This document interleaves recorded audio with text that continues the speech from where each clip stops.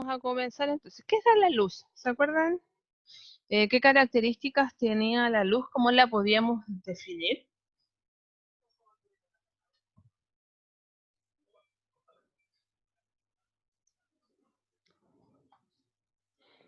¿Se acuerdan qué era?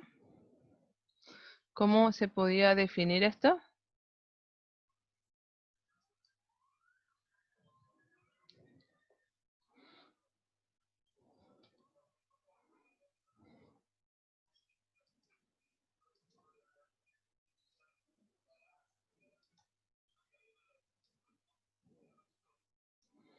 ¿Ya? Nosotros cuando veíamos esto, cuando lo definimos en un comienzo, dijimos que se podía definir como, no se acuerdan ya, como un tipo de onda, ¿ya? Pero esta onda era, espérenme, voy a borrar ahí un poquito. Se podía definir como una onda electromagnética y transversal. Si es que nuestro enfoque era asociarlo a un tipo de onda. ¿Ya? ¿Por qué decimos eso? Porque esa era una de las primeras opciones. La otra opción era que lo pudiésemos definir como una partícula. ¿Por qué? Porque decíamos que era asociada el tema de que una onda se pudiese comportar como sea que la luz se pudiese comportar como onda o como partícula. ¿Ya? Por lo tanto, se podía definir desde las dos maneras y tenía varias características que eran, en este caso, importantes de recordar. Ya. Viajaba en línea recta. Entonces podía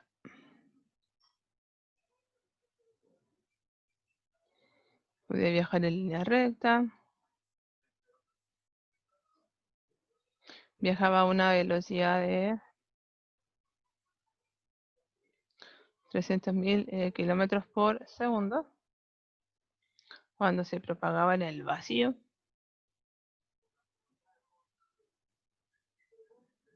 Ya, por lo tanto, eso era más o menos lo que habíamos visto a grandes rasgos de lo que era la luz. Y después nos habíamos ido a la otra parte. Esta parte que tiene que ver con lo que era una fuente de luz. Porque toda luz que nosotros podíamos observar podía provenir de una fuente que la generaba o de una fuente que la reflejaba. Entonces acá podíamos encontrar una fuente de luz natural, una fuente de luz artificial,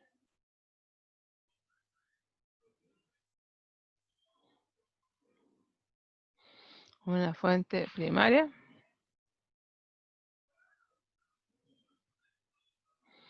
y una fuente secundaria. Y una fuente natural, un ejemplo de fuente natural podía ser el sol. Tenía la capacidad de generar su propia luz. En cambio, una fuente artificial también tenía la capacidad de generar su propia luz, pero gracias a que había sido intervenida o hecha o creada por el hombre. Así que podíamos nosotros poner una ampolla.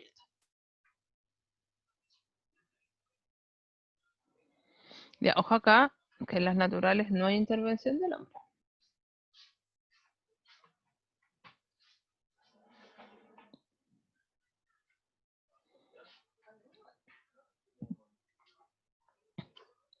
Y acá sí hay intervención del hombre.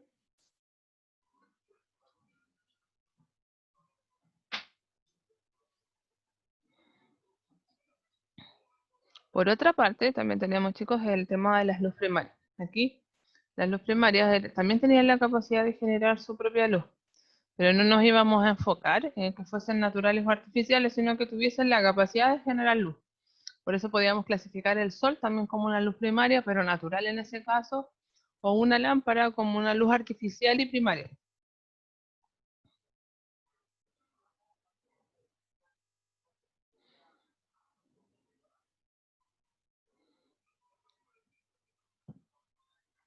Ya, y finalmente teníamos las fuentes de luz secundaria. Que las fuentes de luz secundaria, la característica fundamental que tenían es que podían emitir luz gracias a que la reflejaban de otros cuerpos.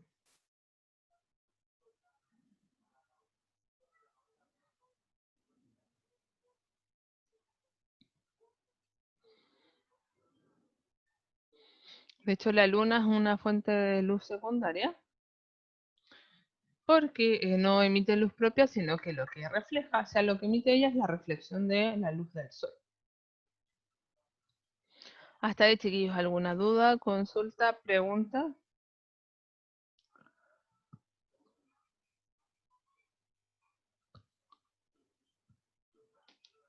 ¿No? Avanzamos entonces. ¿Ya qué fenómenos experimentaba la luz? ¿Qué fenómenos nosotros podíamos ver acá en la luz? Necesito que me digan algunos de los que se acuerdan.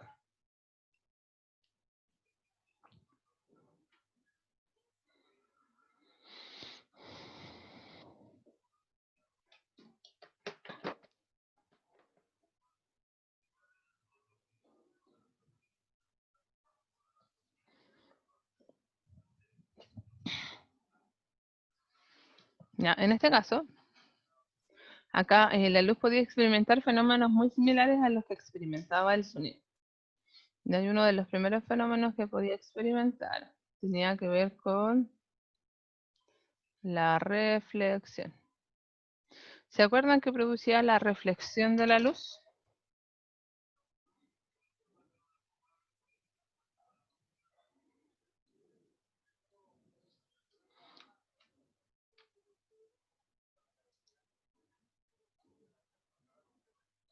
Sí, se refleja en otra, sí, la reflexión, como bien lo dicen ahí en chat.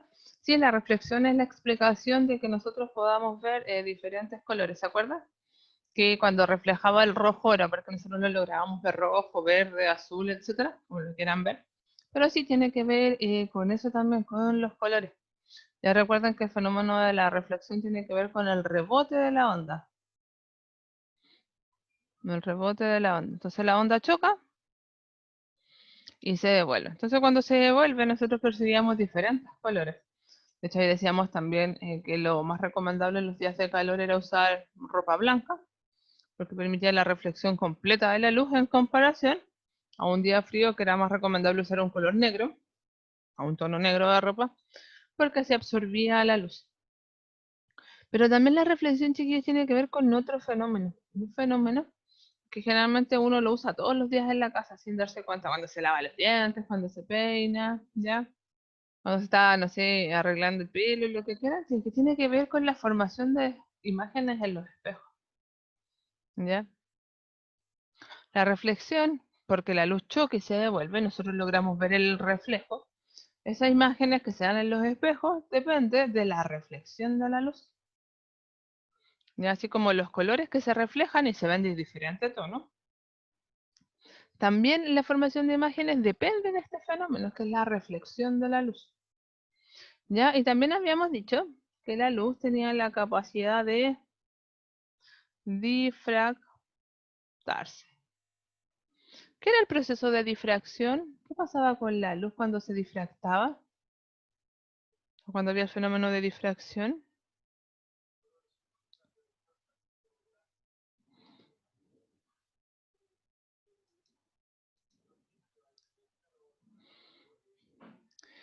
Sí, sí, como que se parte, como que sí, como que pasa, más que partirse en ese caso, es como que pasa por ciertos lugares o ciertas rendijas, ¿ya?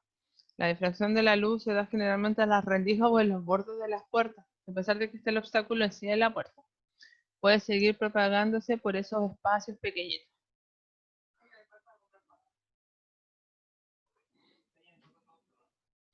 Y entonces difractarse aquí se da por rendijas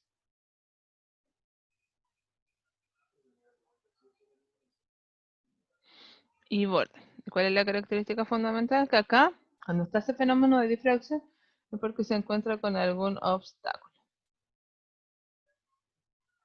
Y así que eso es fundamental. Y vamos a pasar al otro fenómeno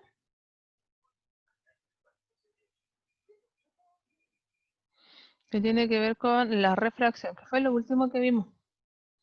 ¿Se acuerdan a qué se podía asociar el fenómeno de la refracción? ¿Qué pasaba con las variables de la luz que estaban involucradas en la refracción?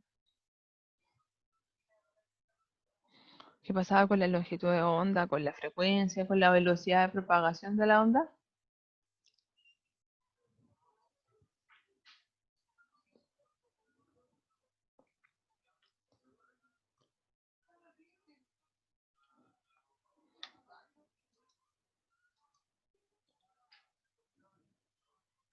No, no es que se duplique en este caso.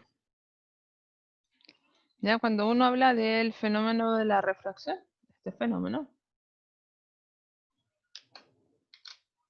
ocasiona, chiquillos, lo que se conoce como un cambio de media. Entonces, el primer fenómeno que podemos ver acá observado es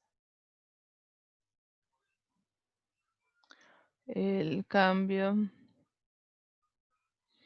de media. Al cambiar el medio, se modifica. Se modifica la velocidad de propagación, la longitud de onda y recuerden que la frecuencia, ¿ya? Y la frecuencia es constante. Por lo tanto, lo que se modifica es esto. Y F permanece constante. Ya, por lo tanto, la cantidad de ciclos, la cantidad de vueltas que da esta onda no se modifica. Ya, entonces, ¿qué quiere decir? Que el color rojo va a ser rojo en el agua, en el aire o en un medio sólido. Ya no se va a modificar su frecuencia, pero sí puede hacer que viaje más lento o más rápido, dependiendo del medio por donde se propague en este caso. Y acá aparecía, chiquillos, un concepto que tenía que ver, no sé si lo recuerdan, con el índice de refracción.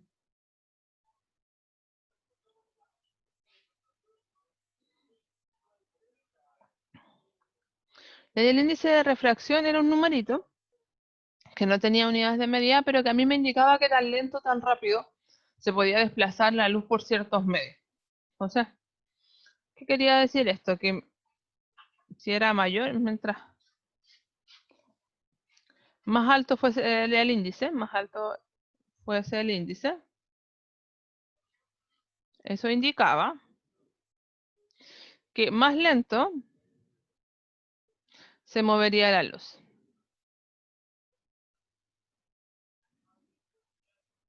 Miren, por ejemplo, en el diamante, el N vale 2,4 y en el aire, N vale 1.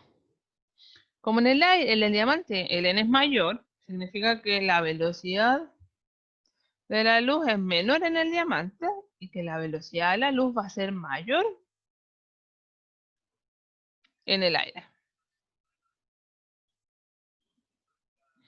O sea, mientras más chiquitito sea, más rápido se mueve la luz. Recuerden que cuando aumenta o disminuye la velocidad de propagación, lo que aumenta o disminuye también es la longitud de onda. Entonces, ¿qué quiere decir esto? Te lo voy a anotar aquí. Que a mayor velocidad, también va a ser mayor la longitud de onda. Que a menor velocidad, menor longitud de onda, ¿ya? Esas variables son directamente proporcionales, por lo tanto, si una aumenta, la otra también lo hace. Si una disminuye, la otra también lo hace. Chiquillos, hasta ahí, dudas, consultas, preguntas. ¿Me dicen sí o no? Para contarles qué vamos a hacer ahora. Ya, yo voy a